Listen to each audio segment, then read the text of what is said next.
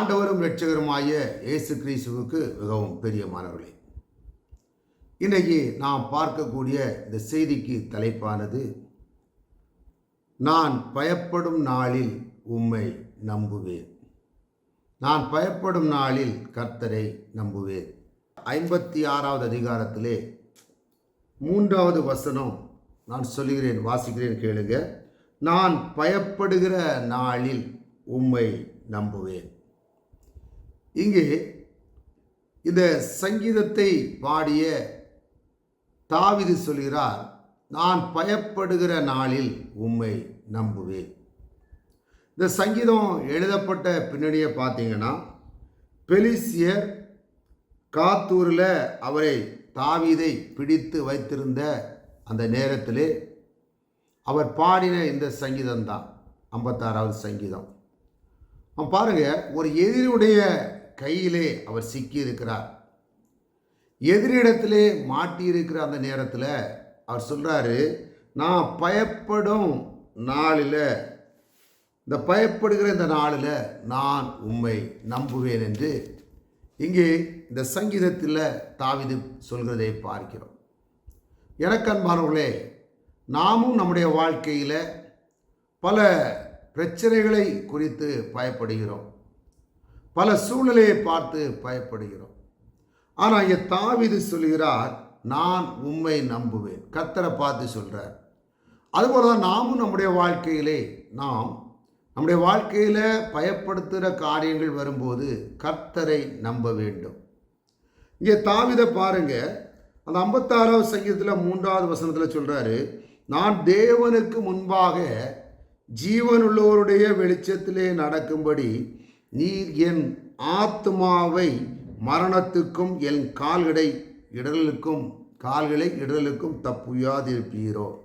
இந்த வசனத்தில் பார்க்குறோம், அப்போ எதிரிட்டே சிக்கியிருக்கிற எதிரிட்டே இருந்து, கர்த்தாவே நீர் என் ஆத்மாவை தப்புவிக்க மாட்டீரா. அதாவது இந்த உலகத்தில் நாம் மறுபடி வாழ்வதற்கு, இந்த உலகத்தில் நாம் உயிரோடு வாழ்வதற்கு நீர் என் ஆத்மாவை தப்புவிப்பீர், அதே வேளையில் என்னுடைய காலும் இடராமல் நீர் தப்புவாமல் இருப்பீரோ என்று கர்த்தரை பார்த்து இங்கே தாவீது சொல்கிற காரியத்தை பார்க்கிறோம். இன்றைக்கு நம்முடைய வாழ்க்கையிலையும் பல மரண கண்ணிக்கு ஏதுவான பிரச்சனைகள் வரலாம் அல்லது இருக்கலாம், அல்லது நம்முடைய வாழ்க்கையில் மிகவும் சிக்கலான ஒரு நெருக்கமான நிலையில் ஒரு தவிப்போடு கூட நம்ம வாழ்ந்து கொண்டிருக்கலாம்.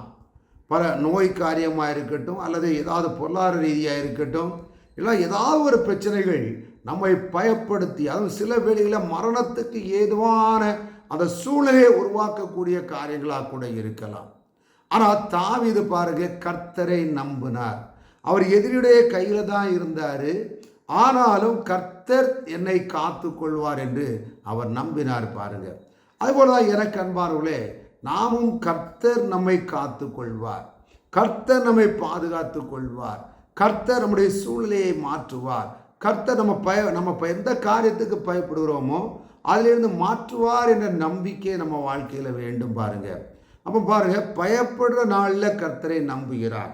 ஆனால் அவர் சொல்றாரு 1வது வசனத்தில், தேவனே எனக்கு இரங்கும், மனுஷன் என்னை விழுங்க பார்க்கிறான், நாள்தோறும் போர் செய்து என்னை ஒடுக்கிறான். 2வது வசனத்தில், என் சத்துருக்கள் நாள்தோறும் என்னை விழுங்க பார்க்கிறார்கள், உன்னதமானவரே எனக்கு விரோதமாக அங்கீகரித்து போர் செய்கிறவர்கள் அநேகர். இங்கே ஆண்டவர்கிட்ட சொல்றாரு, அநேகர் என்ன நெருக்கிறாங்க, அநேக சூழ்நிலை நெருக்கமான ஒரு நிலை எனக்கு வருகிறது.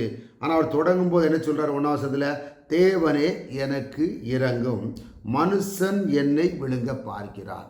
இன்றைக்கி பாருங்க, நம்முடைய வாழ்க்கையிலையும் மனுஷர்கள் பல நெருக்கடிகளை கொடுக்கலாம், பல துன்பங்களை நமக்கு அவர்கள் தரக்கூடிய காரியங்களை செய்யலாம். பாருங்க, ஆனால் பாருங்க, இந்த தாவீது அவர் கர்த்தரை பார்த்து சொல்றாரு, தேவனே எனக்கு இரங்கும் என்று அவர் சொல்கிறதை பார்க்கிறோம்.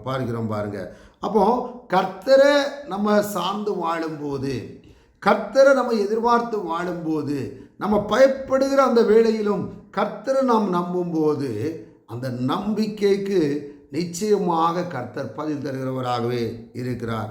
இன்னுமாய் பார்த்தீங்கன்னா தாவீது சொல்கிறாரு, அவருடைய நெருக்கத்தில் அந்த பயப்படுகிற காரியத்தில் சொல்கிறாரு 8வது வசனத்தில், என் அலைச்சல்களை தேவரீர் எண்ணி இருக்கிறேன். நான் எவ்வளோ அலைச்சல் அலைஞ்சேன் என் வாழ்க்கையில்.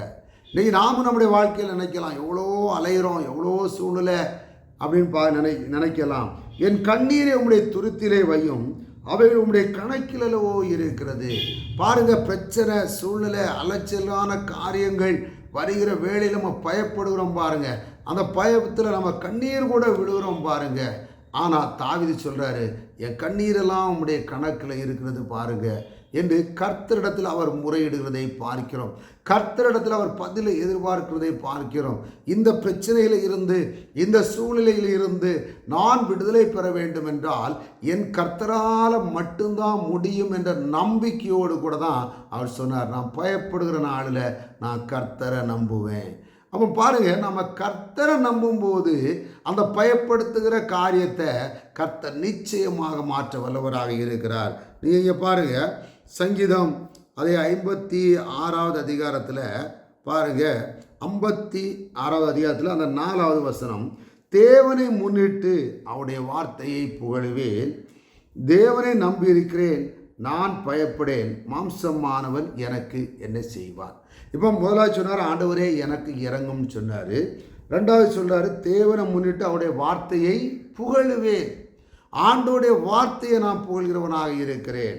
அப்படின்னா ஆண்டோடைய வார்த்தை என்னை திடப்படுத்துகிறது, ஆண்டோடைய வார்த்தை என்னை தேற்றுகிறது. இந்த பிரச்சனையில், இந்த சூழ்நிலையில் கர்த்தர் என்னோடு கூட வார்த்தையில் பேசுகிறார் என்று நாமும் நம்முடைய வாழ்க்கையில் நினைக்கும் போது தாவீதோடு பேசின கர்த்தர் நம்மோடு கூட பேசுகிறவராக இருக்கிறார். பாருங்கள், அங்கே பாருங்கள், நான் அவருடைய வார்த்தையை புகழுவேன், தேவனை நம்பி இருக்கிறேன். அப்போ ஆண்டோடைய பதில், அந்த வார்த்தை அது புகழக்கூடிய அளவுக்கு பாருங்கள். இப்போ ஒரு பெரிய பிரச்சனையில் இருக்கிறோம், ஒரு பயப்படுகிற காரியத்தில் இருக்கிறோம், ஒரு மரண கண்ணிக்கு ஏதுவான நிலையில் கூட இருக்கலாம். ஆனால் கர்த்தருடைய வார்த்தை நம்மோடு கூட பேசும். நமக்குள் இருக்கிற ஆவியானவர் தேவனுடைய வார்த்தை எடுத்து பேசும்போது நாம் பாருங்கள், அந்த இடத்துல நாம் தேற்றப்படுகிறோம். அப்போ கர்த்தர் தந்த வார்த்தைக்காக நம்ம கர்த்தரை புகழ்வோம், நன்றி சொல்லுவோம்.